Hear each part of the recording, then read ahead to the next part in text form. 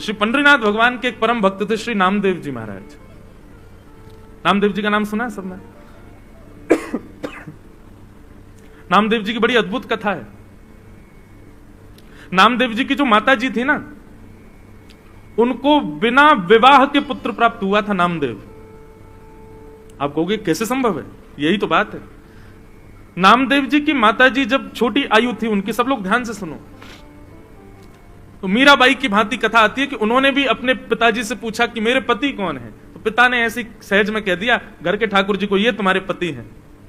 और नामदेव जी की माता जी को पूर्ण निष्ठा हो गई, ये मेरे पति हैं, उन्हीं कोई पति मान करके रहने लगे।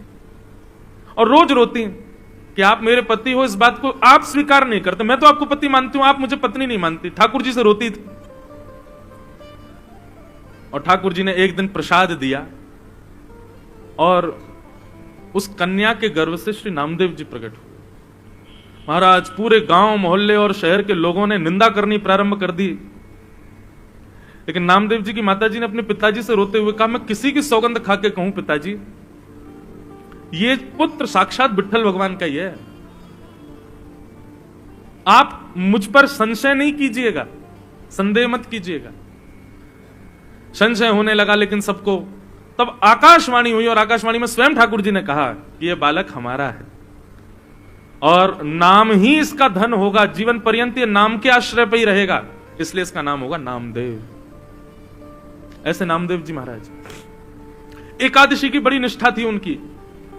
अच्छा एक बात और कहूं बंधुओं, आपने यदि कोई भगवत संबंधी नियम चालू करने का मन बनाया है कि कल से मैं ऐसा करूंगा, कल से मैं रोज तिलक लगाऊंगा, या कल से मैं रोज ठाकुर जी की सेवा करूंगा, कल से रोज 108 तुलसी अर्पित करूंगा, या हर हफ्ते में एक दिन ठाकुर जी को अन्नकूट करूंगा, ये जो भी आपने अगर कोई नियम बनाने का मन बनाया, तो उस नियम को तोड़ने की पूरी जिम्मेवारी ठाकुर जी लेते हैं। बोले अच्छा तो चलो हम तोड़वाएंगे, और किसी ना किसी रूप में वो नियम तोड़वाते ही हैं, इसलिए घबराना नहीं। आप जैसे ही संकल्पबद्ध होगे कि मुझे एकादशी रखनी है, अगली एकादशी पे देख लेना ऐसा कुछ होगा कि आप अन्न खाने पर मजबूर हो जाओगे। तब समझ जाना बारे ठाकुर जी आपने ये किया लेकिन हम खाएंगे ही नहीं। आप अपनी स्थिति से हटना नहीं बस। तो नामदेव जी एकादशी की बड़ी निष्ठा थी उनकी, समस्त वैष्णवों की होती है। एक दिन भगवान ने नामदेव जी की परीक्षा लेने के लिए एक वृद्ध ब्राह्मण का रूप धारण किया। लाठी लिए महाराज, हाथ कांप रहे हैं, पैर चल नहीं पा रहे हैं, लुढ़क रहे हैं कभी इधर उधर। इस स्थिति में श्री नामदेव जी के घर ठाकुर जी पहुंच गए। नामदेव जी ने जैसे देखा कोई संत पधारे हैं, ओ महाराज जाकर के संभाला उनको, जय हो जय हो जय हो महाराज, आपको बारंबार प्रणाम। क्या हुआ? बोले अरे क्या बताऊं, 10 दिन हो गए मैंने भोजन नहीं किया है, मेरी स्थिति बहुत खराब हो गई है, मुझे अपने घर ले चलो, कुछ पवा दो मुझको।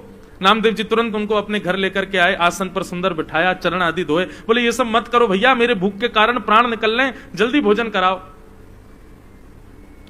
नामदेव जी बोले भगवान आज एकादशी है, तो आप कहें तो मैं दूध पिला दूं। नहीं नहीं नहीं, दूध तुम कैसी बात करो, भूख लग रही है मुझको रोटी सब्जी की, तुम मुझे दूध की बात कर रहे हो। ठाकुर जी परीक्षा ले रहे हैं नामदेव जी की, ब्राह्मण के रूप में आए। नामदेव जी बोले तो फल खा लीजिए। बोले फल खा लूंगा तो मुझे जुकाम हो रहा है, मैं फल नहीं खा सकता, मैं बीमार हो जाऊंगा, डॉक्टरों ने मना किया, वैद्यों ने मना किया है। नामदेव जी बोले तो फिर क्या आपको अर्पित करूं बताओ। बोले दाल भात बनवाओ, दाल भात बनवाओ, रोटी सब्जी बनवाओ, जल्दी वही पाऊंगा। नामदेव जी बोले क्षमा करें भगवान, द्वादशी तक प्रतीक्षा करनी पड़ेगी, अभी एकादशी चल रही है, आपको मैं अन्न नहीं खवा सकता। ब्राह्मण बोलने लगा मेरे प्राण निकल जाएंगे, मैं मर जाऊंगा अभी यहीं पर। अरे भैया, और शास्त्र भी आज्ञा करते हैं 90 वर्ष की ऊपर की आयु वाला नहीं भी करे तो चलता है, मेरी 90 के आसपास की उम्र है, अब कोई बात नहीं ना, आप हमको भोजन करा दो। नामदेव जी बोले भैया क्षमा करें, ना हम खाएंगे ना हम खाने देंगे, ये एकादशी का नियम है, ये तो करना पड़ेगा आपको। बोले मेरे प्राण निकल जाएंगे, मर जाऊंगा, तुमको अच्छा लगेगा तुम्हारे घर पर आकर के कोई ब्राह्मण भूखा मर जाए? नामदेव जी बोले मरना तो एक दिन है ही, आज एकादशी, आज ही चले जाओ, इससे बढ़िया दिन क्या होगा। ब्राह्मण ने महाराज चिल्ला चिल्ला करके मोहल्ले वाले बुला लिए सारे। बोले देखो ये नामदेव अपने आप को बहुत बड़ा भक्त कहता है, पूरे पंढरपुर में इसके चर्चे होते हैं, ये भक्त है, देखो ये क्या कर रहा है। सबने कहा भैया क्या हो गया? नामदेव जी बोले आज एकादशी है, ये 10 दिन के भूखे हैं, कह रहे हैं भोजन कराओ, हम कह रहे हैं एकादशी है, द्वादशी तक प्रतीक्षा करो, और पाना है तो फल पालो, दूध पी लो। पड़ोसियों ने भी कहा नामदेव जी आप करो ना एकादशी, उनको क्यों करवा रहे हो जबरदस्ती, उनको बेचारों को दे दो जो भी है। नामदेव जी बोले क्षमा करो, मैं इनको अन्न नहीं दे सकता। अब तो मोहल्ले के लोग भी बुरा भला कहने लगे, बोले नामदेव ऐसी कौन सी भक्ति होती है कि तुम जबरदस्ती दूसरे के ऊपर थोप रहे हो कि करना ही पड़ेगा। सब लोग गए, महाराज जी आप चलो हमारे घर चलो, हम आपको बना के पवा देंगे। नामदेव जी सामने आ गए, बोले जाने भी नहीं दूंगा, मुझे पता चल जाए कि एकादशी और कोई अन्न खाने बैठ रहा तो मैं थाली उठा के भाग जाऊं, मैं नहीं खाने दूंगा। अब तो महाराज ठाकुर जी नाटक करने में तो ठाकुर जी एक नंबर है, हाथ पांव कांपने लगे ठाकुर जी के, और महाराज गिर पड़े, मुंह से झाग निकलने लगा। बोले नामदेव मेरे प्राण निकल रहे हैं, कुछ तो दे दो। अपने बच्चों को बैठाया, बोले सुनो कीर्तन करो, ठीक है आप प्राण त्यागो, वैकुंठ में जाइयो, वहां जाके ठाकुर जी से कहना वो पवाएंगे आपको। सब लोग नामदेव जी को गाली देने लगे, लेकिन नामदेव जी नहीं माने, और महाराज करते करते करते ठाकुर जी ने ब्राह्मण के भेष में ऐसा प्रतीत कराया कि उनके प्राण निकल गए। और जैसे ही प्राण निकले, मोहल्ले के लोग, पंढरपुर के लोग नामदेव जी को खड़ी खोटी सुनाने लगे। बोले अरे नामदेव ब्रह्म हत्या लग गई तुझे, ऐसी कौन सी एकादशी है, ऐसी कौन सी एकादशी जिस पर तू इतना ज्यादा मचल रहा है, आज तुझे ब्रह्म हत्या लग गई। नामदेव जी के नेत्रों से अश्रु आने लगे, चरणों में प्रणाम किया, तुलसी की माला लाकर के उस ब्राह्मण देवता को पहना दी। बोले कितना भाग्य है इनका, पंढरपुर क्षेत्र में चंद्रभागा नदी के तट पर, और एकादशी के दिन प्राण त्याग दिए, और वो भी निराहार होकर के, बिना आहार लिए। कितने बड़े सौभाग्य की बात है। देवी अपनी पत्नी से बोले अब हमको ब्रह्म हत्या लग गई है, ठीक है एकादशी के लिए ही सही, लेकिन हत्या तो हो गई, कारण तो हम ही लोग बने। अब ठाकुर जी तो हमारे हाथ की सेवा स्वीकार नहीं करेंगे, और अब तो हम नाम जाप करने के भी अधिकारी नहीं है क्योंकि ब्रह्म हत्या लग गई। चलो इन ब्राह्मण देवता की अंत्येष्टि करते हैं, और उसी चिता में हम लोग भी जीवित अपने प्राण त्याग देंगे। जब हमने ऐसा किया तो हम ये करेंगे। ठाकुर जी की महाराज ब्राह्मण वेश की अर्थी बनाई, अर्थी पर ठाकुर जी को लिटाया। ठाकुर जी अब भी परीक्षा चली रही है ठाकुर जी की, सोचो कितनी स्थिति पहुंच गई, यहां तक तो कोई भी हम में से आप में से कोई भी पिघल जाएगा, लेकिन नामदेव जी नहीं माने।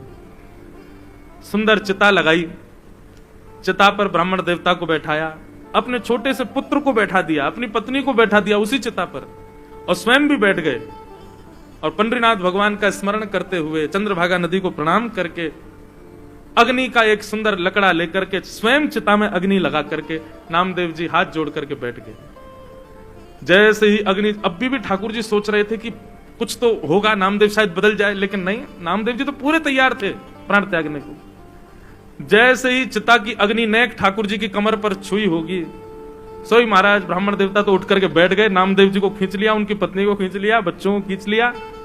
नामदेव जी महाराज देखने लगे क्या हुआ, तुरंत नामदेव जी को झलक दिख गई कि ब्राह्मण के रूप में साक्षात श्री पंडरीनाथ भगवान ही खड़े हैं। अपने हृदय से लगा लिया नामदेव जी को। सब गांव के लोग इकट्ठे हो गए देखने के लिए, और जैसे ही हृदय से लगाया, ऐसा प्रतीत हुआ एक क्षण के लिए दर्शन देकर के ठाकुर जी वहां से अंतर्ध्यान हो गए। सब ढूंढने लगे ब्राह्मण कहां गया कहां गया। नामदेव जी ने बताया, बोले ब्राह्मण नहीं थे, श्री पंडरीनाथ ही आए थे और हमारी एकादशी की परीक्षा लेने आए थे।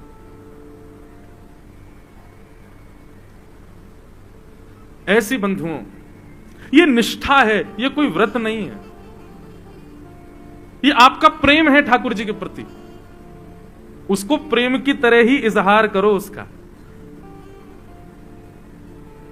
नियम जब बन जाता है ना तो वहां प्रेम नहीं रहता।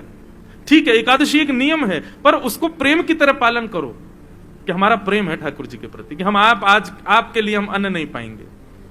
महीने में 2 बार हर वैष्णव अपने ठाकुर जी के लिए एकादशी का व्रत करते हैं।